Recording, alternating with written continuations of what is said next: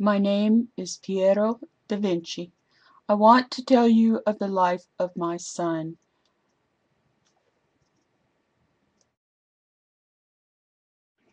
Leonardo was the love child of a seductive Middle Eastern woman and myself. I was a government official, and she was actually a slave in a friend's home. After the birth, she married and moved away, taking Leonardo with her for the first 5 years of his life. After that, Leonardo came back to my parents' home, here in Vinci, which is very close to Florence. I was so busy, my brother Francesco, who was a ne'er-do-well, but had a winning personality like Leonardo's, he took Leonardo everywhere. Francesco loved Leonardo. Leonardo was a beautiful, bright child, but as a student was a challenge. He was homeschooled in Latin, geometry, and mathematics, but was interested in so much. He never finished anything. He was, in a word, dyslexic. He was unfortunately left-handed, which is the sign of the devil. He wrote backwards, but he told me that was to keep his secrets.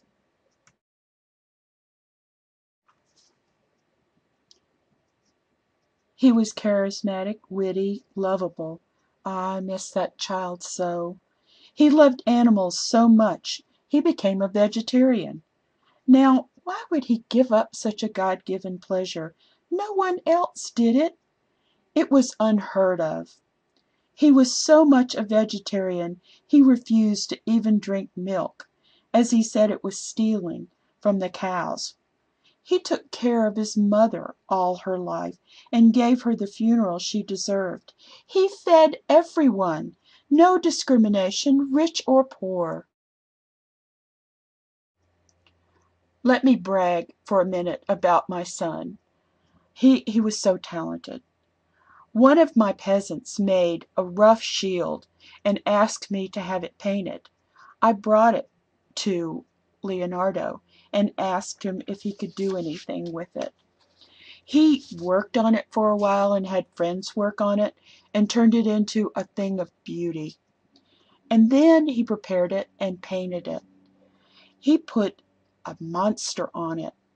It was breathing fire, and it was the head of Medusa. Years later, I saw that very same thing on a shield painted by Caravaggio.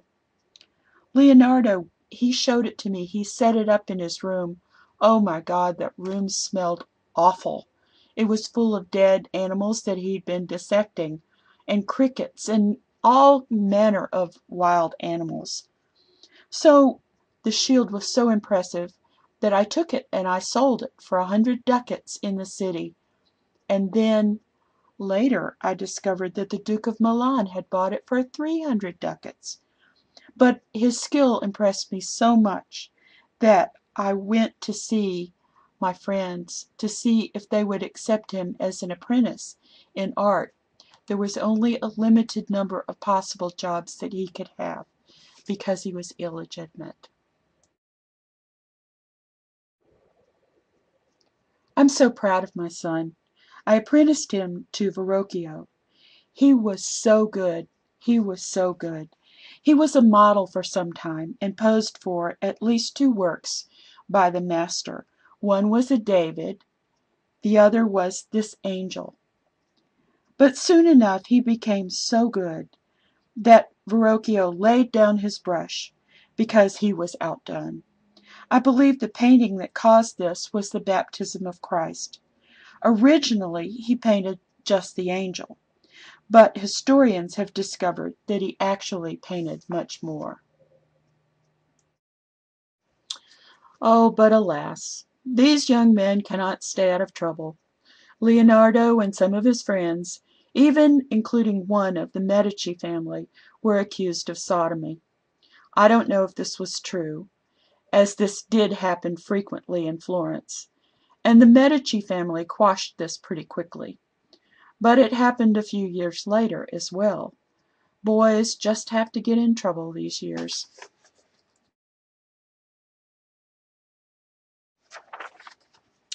When he was 20, he was finally listed in the Red Book and became a member of the Guild of St. Luke. He was an independent artist. I was so proud of him. But like his earlier life, he never finished anything. All his life he left only about 30 paintings. Some of my favorites. The first one I want to show you is his first commission, The Adoration of the Magi. And the next, The Annunciation. And this is the Madonna of the Rocks, of which there are two versions out there. And The Last Supper. This is a lovely painting that he did of the Virgin Mary with her mother Saint Anne and the infant Jesus. And we can't forget the Mona Lisa. This is a beautiful painting that he did of the Last Supper. Alas, he decided that he was going to use a wall surface suitable for fresco. Leonardo unfortunately preferred to use oil paints because of the fact that he painted very slowly. Unfortunately, the wall surface wasn't proper for the oil and the painting ruined.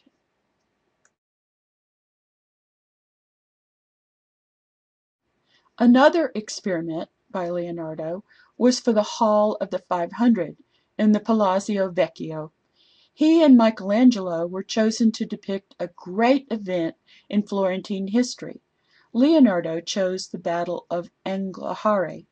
Rather than do it in a simple way, he got creative and mixed the oil paint with wax, but also created a new type of scaffold to do it. He used huge smudge pots full of combustible material to dry the paint quickly. Unfortunately, the paint was mixed with wax, and not only did the paint drip, but also smudged so badly that you could not see the image. So it's a shame. He really needed the money from that commission.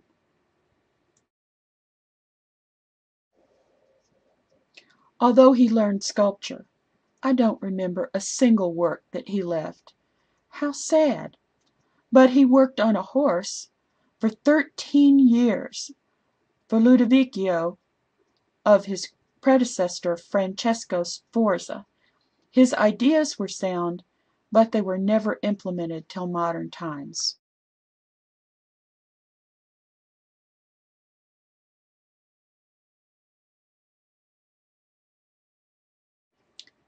Leonardo was always learning and experimenting. He kept many journals where he drew, threw out some ideas, tried some things out. I believe he wrote in them backwards to keep his ideas a secret. He had ideas for the most phenomenal wonders. Several ideas for a moving carriage without a horse. One for a flying machine. More than one for a flying machine. He had a screw that lifted off the ground. Another device that glided above the ground like birds.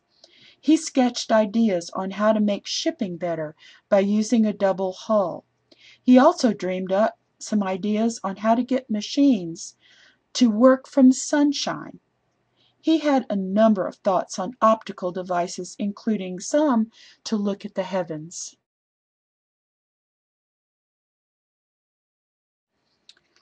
I do think that one big preoccupation of Leonardo's was very strange. Carrying over from his childhood, he continued his interest in cutting up beings to study how they were constructed. He somehow procured human bodies to dissect, even though Mother Church specifically forbade that practice. I know his notebooks showed many of his dissections.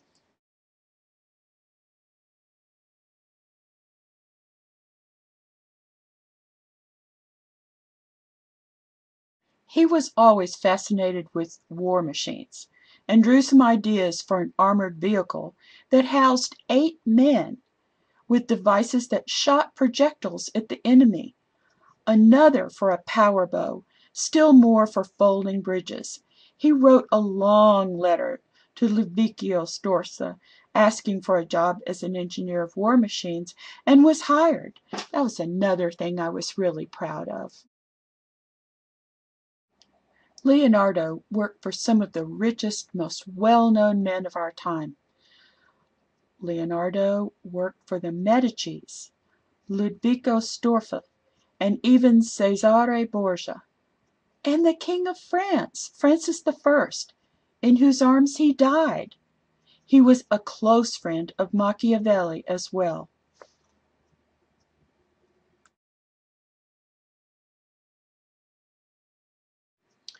Throughout his life, my dear child never married. Oh, how I would have loved a grandchild.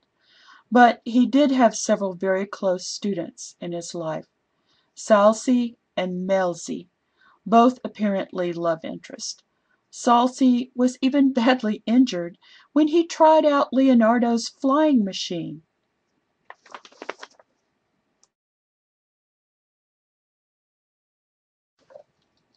Leonardo died in the arms of the King of France, Francis I, who so admired my child.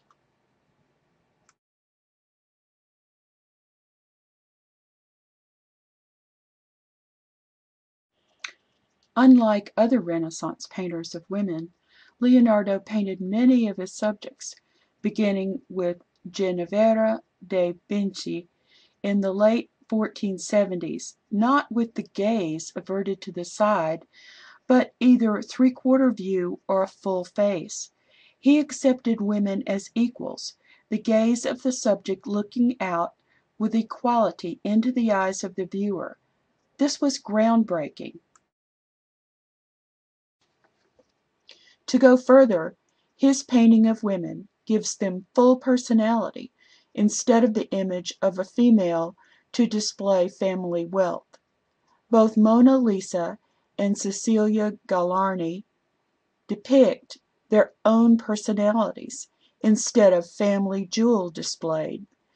This was actually a huge step forward in portraiture in general. Now the real attempt was to depict the person and their thoughts, not to make a display or to display a Barbie image. Leonardo presented women and men pretty much the same. It was difficult to tell what the sex was of the individual that he displayed. Look, for example, at the picture of the Mona Lisa. It has been said that she's actually a portrait of Leonardo himself.